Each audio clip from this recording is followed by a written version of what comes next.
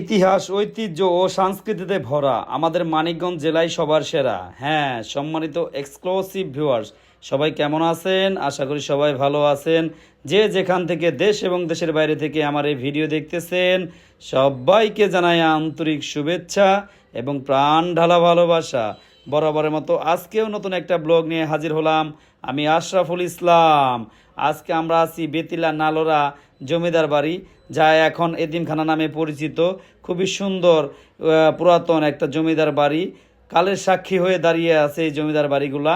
আমাদের মানিকগঞ্জ জেলায় প্রচুর পরিমাণ জমিদার বাড়ি আছে, যা এখন কালের সাক্ষী হয়ে দাঁড়িয়ে আছে বিভিন্ন ভবন বিভিন্ন নামে। তো যাই হোক, যারা ঐতিহ্যবাহী স্থাপনা পছন্দ করেন বা জমিদার বাড়ি পছন্দ করেন বা পুরাতন জমিদার বাড়ি দেখতে চান, তারা অবশ্যই মানিকগঞ্জ জেলায় আসবেন। মানিকগঞ্জ জেলায় হাজারো জমিদার বাড়ি আছে, চাইলে আপনারা ভিজিট করতে পারেন বা দেখতে পারেন। আশা করি ভালো লাগবে। জমিদার বাড়ির কারুকাজগুলো খুবই অসম্ভব সুন্দর ছিল। আর এই বাড়িটা আমাদের বাড়ির কাছেই, তো এখানে একটু ঘুরতে গেছিলাম, তো একটু ভিডিও করলাম। এর আগেও এখানকার একটা ব্লগ আমি আপনাদেরকে দেখানোর চেষ্টা করছি বা দেখাইছি।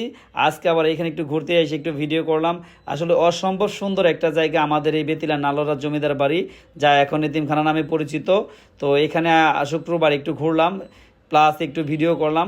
আসলে আমি যেখানে যাই না কেন চেষ্টা করি আমার অডিয়েন্সদের জন্য এক্সেপশনাল কিছু ভিডিও তৈরি করার। তারই ধারাবাহিকতায় আজকে আমাদের ঐতিহ্যবাহী জমিদার বাড়ি, যা এখন এতিমখানা নামে পরিচিত, একটু তুলে ধরার চেষ্টা করলাম। এই জমিদার বাড়ি একটা পুকুর আছে, যা এখন স্থানীয় লোকরা ব্যবহার করে বা গোসল করে। তবে খুবই সুন্দর অমায়িক একটা দৃশ্য। আসলে এখানে না আসলে বুঝবেন না কত সুন্দর একটা প্রকৃতি। যদিও অযত্নে এখনও বিভিন্ন ঘাস টাস হয়ে জঙ্গল হয়ে রয়েছে, তবে যত্ন নিলে আরও সুন্দর হবে।